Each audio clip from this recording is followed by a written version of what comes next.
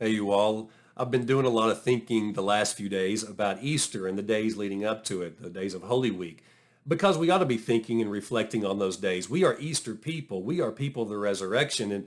And so every day is Easter for us, every Sunday specifically, but every day really.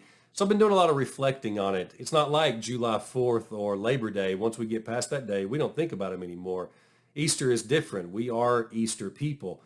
And one of the things I've been thinking about is actually something a preacher friend of mine said, and he was talking about the lengths to which God will go to resolve sin and death in this world.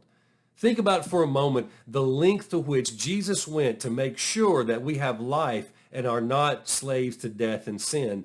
That's the length to which God will go.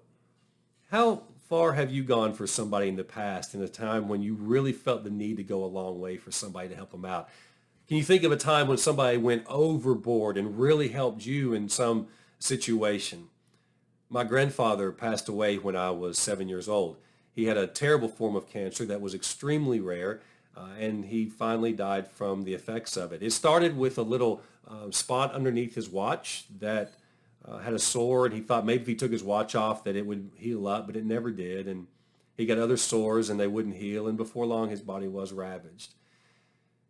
I remember going to see him one time in a light chamber. They were using a new treatment that they didn't have at the time. They were going to see if it did any good. And I remember stories too of my mom and my grandmother telling me that all of the different things that my grandfather went through, all the different treatments and tests, because he told the doctors he wanted to go through every single possible test that they could go through so they could learn as much as they can.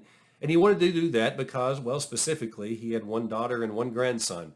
And he wanted to make sure that if this was genetic, that they had an understanding for us. It's not genetic, thankfully. But the tests that he went through did lead to treatments because he was written up in medical journals. He did all sorts of things to make sure that he went above and beyond so that they could learn as much as they possibly could. Was written up in the Mayo Journal because of it. He also did things like hold symposiums and lectures for doctors and nurses on death and dying. He wanted to make sure they had all the information that they needed about death, and so he held those lectures for them.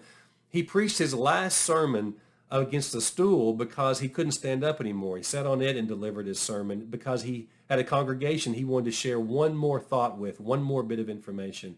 He went through terrible things to make sure that others had the opportunity to learn from his life.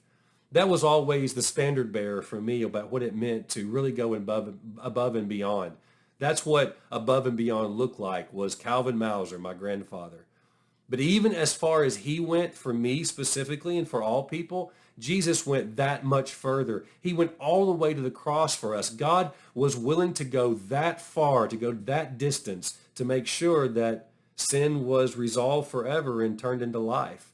God knew good and well that when God sent Jesus, that Jesus would be killed for the things that he said. He would be killed for the things he taught. He would be killed for the things he did and for what he said about people. He knew good and well he was going to die, and yet God sent him anyway. That's the length to which God would go for us to make sure that we recognize what goodness looks like. So next time you go and do something for somebody or somebody does something from you, celebrate that because people have done something for us, but also recognize how far God will go to make sure that we have life. God will do anything, and God has.